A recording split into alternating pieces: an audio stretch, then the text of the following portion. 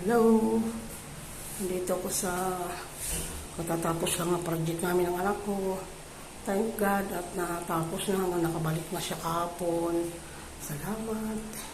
Itong project namin tapos na rin sa wakas.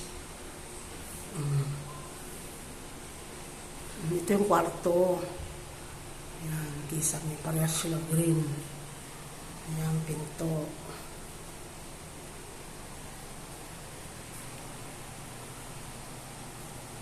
Ayan, napunta sa salas. Dito ako nag-umpisa sa kwarto. Pinapabidyohan na ito ng anak ko sa akin kay para may post ba? Para may makita na mag-uupa ba? Ayan. Ayan, ang bahay namin.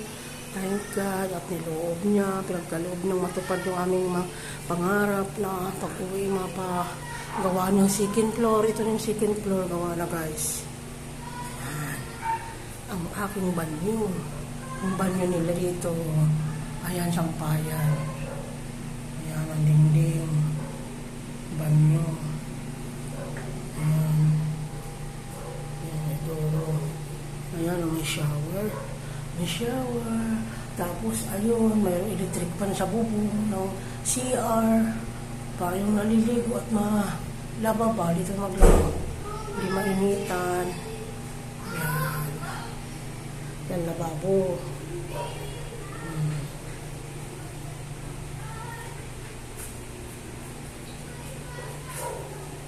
Ito ang sulok. Yan.